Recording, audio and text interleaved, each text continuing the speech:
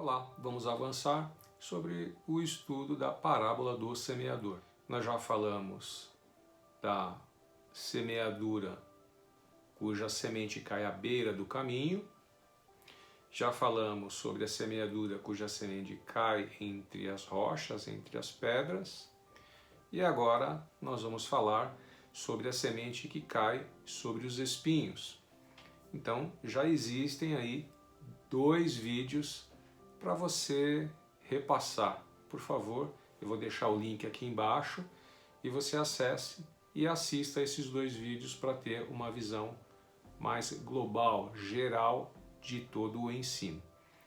E depois terá ainda um 4º vídeo que fala da semente que caiu em boa terra. Diz assim: outra parte caiu entre os espinhos, e os espinhos cresceram e a sufocaram. E Mateus 13, 22, a orientação de Jesus, é este trecho aqui. O que foi semeado entre os espinhos é o que ouve a palavra, porém as preocupações deste mundo e a fascinação das riquezas sufocam a palavra e ela fica infrutífera. Muito bem. 2 circunstâncias interessantes a respeito desse trecho. Jesus disse o seguinte: as coisas deste mundo, preocupação com as coisas deste mundo. E depois ele fala sobre, ele completa o texto dizendo que a fascinação das riquezas. São os 2 elementos que sufocam a palavra e impedem que ela seja frutífera. Se no solo rochoso as pedras impediam que as sementes enraizassem, a nova área agora possuía espinhos que inibiam o seu crescimento. Esses espinhos comentados por Jesus reagem à palavra de Deus, ou seja, oferecem resistências que conflitam com os interesses da palavra. E por quê? Porque a palavra nos induz à dependência dos cuidados de Deus, coisa que a natureza humana ela age de forma contrária, ela reage ao sentimento de dependência. Qual é o maior desejo do jovem? Não é ser independente? Mal se sabe que a dependência de Deus é a melhor das opções. E assim, o homem vive a busca da sua independência, de uma vida independente, uma vida à parte.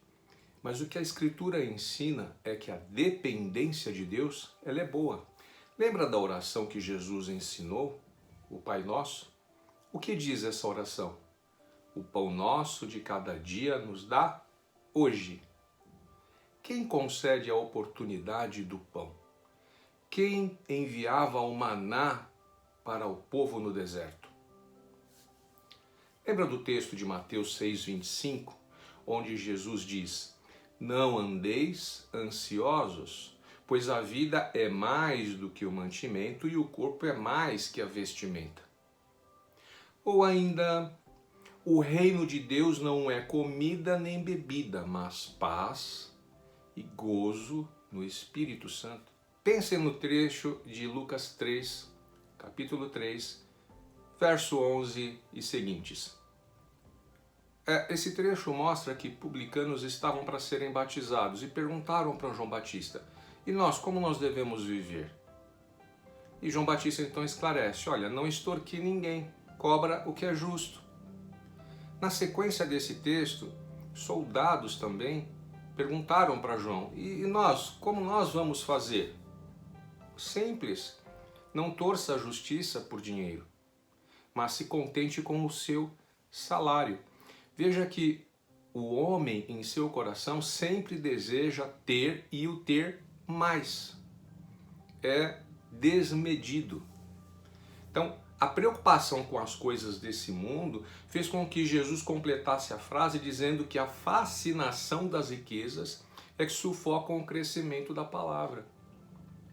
O que é fascinação? Se você fizer uma pesquisa rápida na internet ou no dicionário da língua portuguesa, o significado é se sentir deslumbrado. Esse é o significado de fascinação. Se sentir deslumbrado. É como ser fortemente atraído. É uma atração sobre possessão desmedida.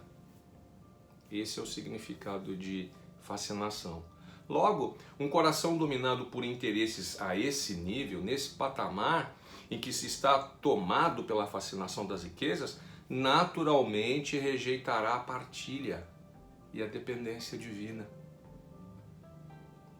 A questão aqui é que a preocupação exagerada sobre as coisas pode levar o homem a tamanho interesse por conquistas que a comunhão, o convívio familiar, a solidariedade, o repartir podem ficar para terceiro plano.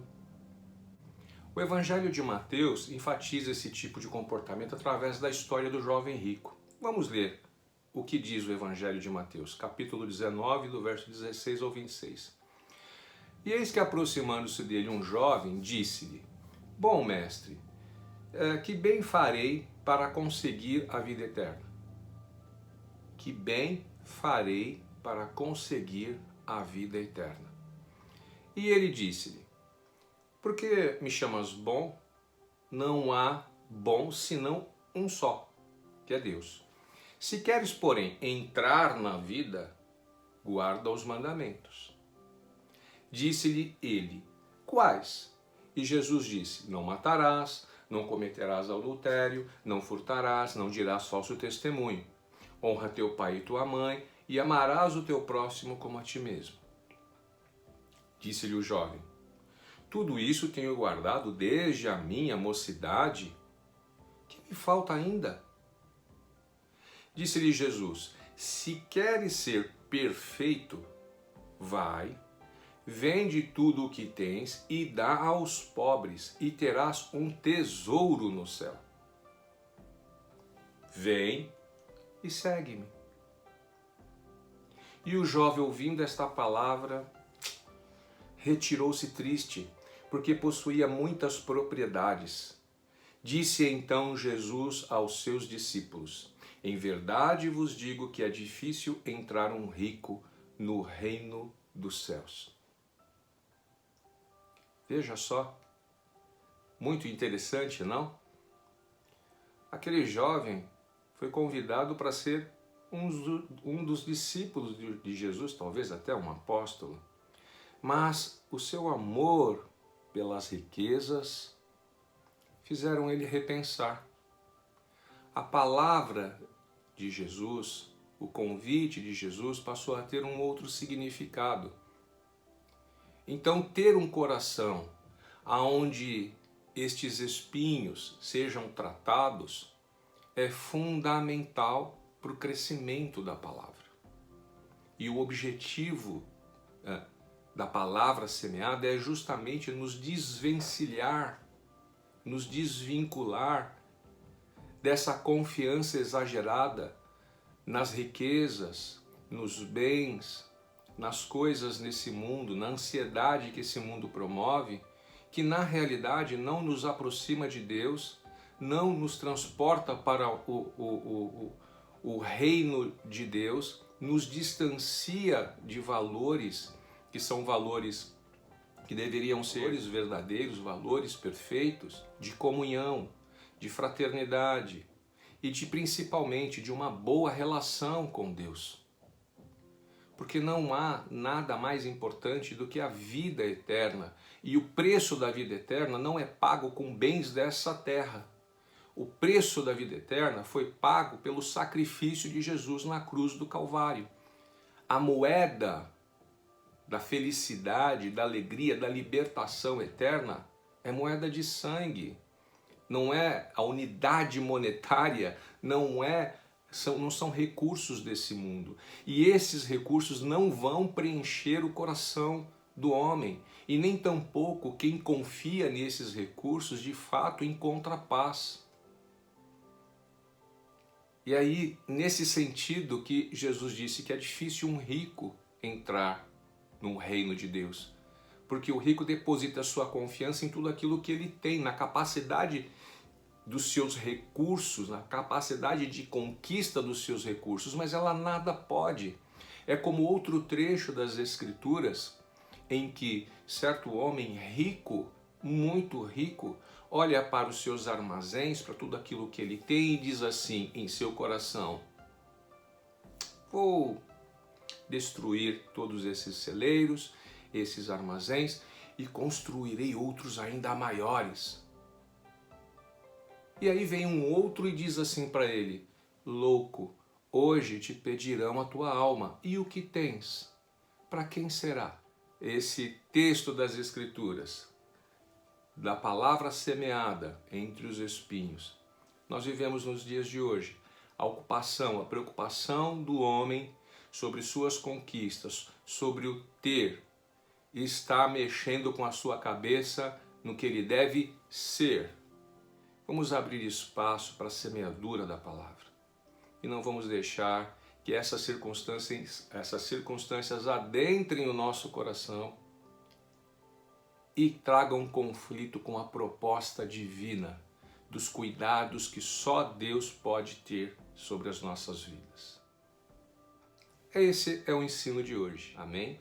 Deus abençoe você, compartilhe esse vídeo e vamos semear as Escrituras.